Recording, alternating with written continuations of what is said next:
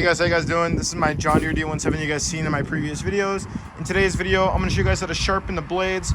There's 3 blades on this deck, and this is a 54-inch edge cutting system deck. This also goes for the smaller decks. All it is just 1 extra blade. So let's get on to this. First thing we're going to have to do is go to the side of the mower, get your selector bar, bring it all the way down. And our bars here have a lot of tension on them, so we can get our first bolt out. Our first bolt is located in front of the mower, right next to the muffler. It's a 17mm bolt. Get an extension with a 17mm deep socket, put it on there on an impactor ratchet, and take it off. There's also a fairly big washer that comes with it. Make sure to store all your nuts and washers in one spot. Now this is loose, we can ignore this. We can move on to the sides. Now go back to your deck lowering and raise it up to the highest setting. Now we have our deck bars here, which have almost no tension on them, and there's a 13mm nut right here that we're able to take off. You're gonna want to do it that much just so you have a little bit of wiggle room, because you're gonna have to lift this up. Now we have a cotter pin right here and a washer behind it. This art pin is in very bad condition, so I'm going to replace it. And this washer is perfectly fine. Now let's do the exact same thing to the other side. Loosen the 15mm nut, take off the cotter pin, take off the washer, and we move on to the next step. Now that our washer and art pin are out, and this is loosened just a tiny bit, we can actually see the play, and we can actually just lift the deck a little bit and take it off and bring it down. Same sort of thing, lift up the deck a bit. There it goes. The next thing is we have these trailing arms that go up here. There's a cotter pin. You got to pull it out. Just like that. Now we can pull it down just like that. Same thing over here. Trailing arm and our amazing cotter pin. Trailing arms are undone. These are undone. All we have to do now is undo the belt for our PTO. Grab the belt and pull it down and it'll come off like that. Do not touch the routing of the belt. It's a pain in the ass to put back on. Now with all that undone, we can finally get this rod and push it this way. To do that, we'll slide the deck backwards. Here's another angle of that. When all is completed, you can pull out the deck. Make sure to turn the wheels to the right before pulling it out, or else you'll hit all the wheels and possibly damage the tie rods. Now we can get rid of this.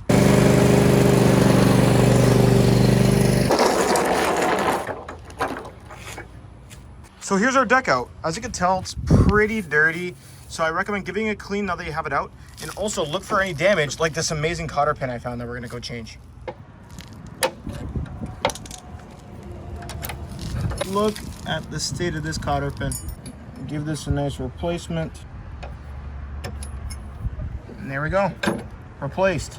So we're gonna flip this deck over and we're gonna go take off the blades. To flip over the deck safely, lift it using your legs from the front support and place it vertically like this. Then slowly lower it to the floor so the blades are facing upward. We gotta take off all these nuts, but I wanna clean them first because as you can tell, they're full of grass. In this case, as you guys can clearly tell, this is an extreme example of dirtiness, and it's always good just to clean this stuff just to prevent any other issues that could possibly happen, like a snapping bolt or a snapping stud on the spindle. Just obviously, just do maintenance generally whenever you're doing stuff like this. And most importantly, always take your time. This stuff is pretty thick, so if you are gonna clean this, use a power washer, because got some pretty thick stuff. To take off the blades, we're going to use a 24mm impact rated socket along with a maximum impact wrench. Very basic. You can get them at Canadian Tire, or you can use any other alternative impact. Also, do not forget to hold the blade whenever doing it, or else your blade will spin like this.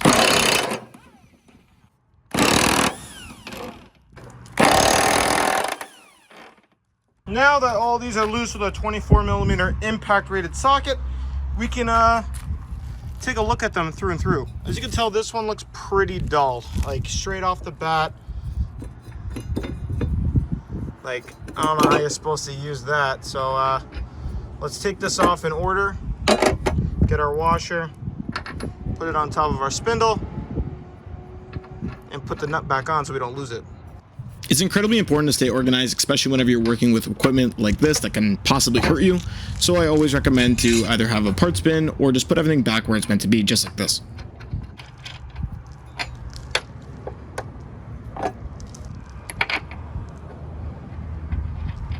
There's blade number 1, blade number 2, blade number 3.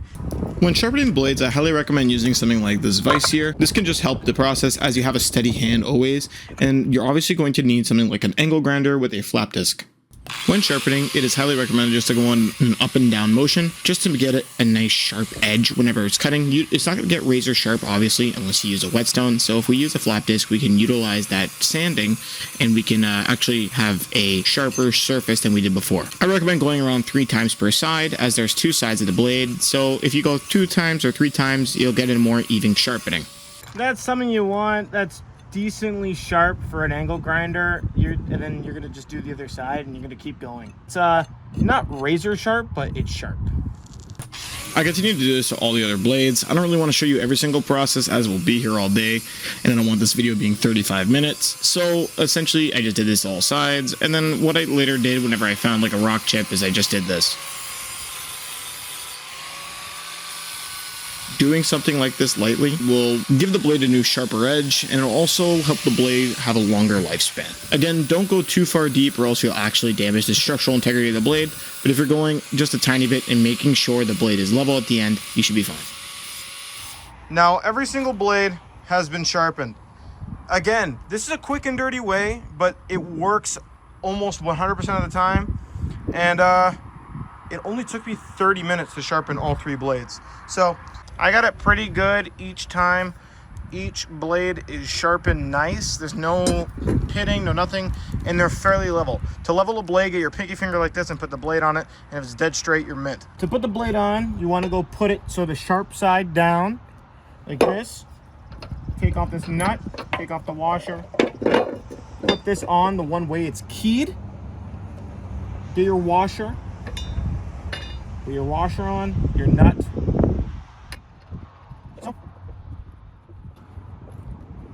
And that's done. Let's do all the other 3. Same way, take off the nut, take off your washer, sharp side down, put it in the right way. Take the nut off, washer, sharp side down, keyed way, washer, nut. Pens down, get your impact with the socket that you used before, and send it to town, but not too much.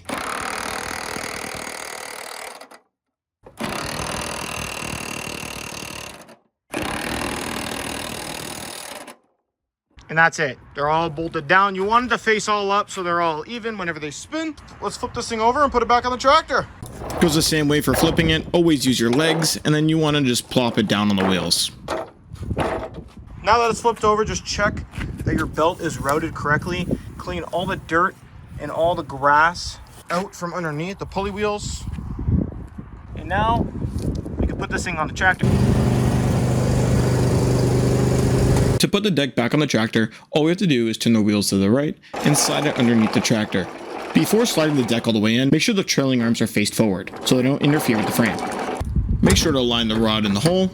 To put the belt on, all you have to do is put it on the opposite side facing you, and then you want to pull it towards you, and it'll snap into place on the pulley. Now it's all reverse order. Get your trailing arms, and we got to put it right here on the body.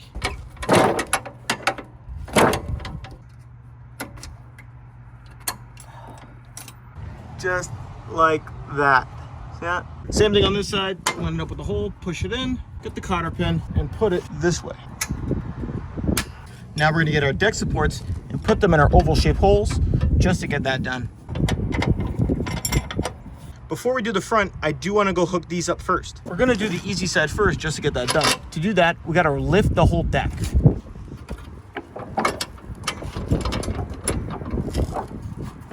So right there, we're gonna get our washer. And then our cotter pin. Now for the same thing on the other side, simply lift the deck and then get the hanger and put it on the rod. Do not forget the washer, and then put the cotter pin in the hole. Now for the final part, we have threads here. So we're gonna get our washer and then our nut. Remember our 17mm nut before? put that on here, and we're gonna gun it down with an impact. So do not forget to tighten your deck supports. You roughly want to tighten the deck supports to about where they were before. My truck is a bit different, but I have my right side deck support a little higher than my left, and I just do that considering because I have different size tires. Now, I think it's time to go cut some grass and see if our sharpened blades actually do work.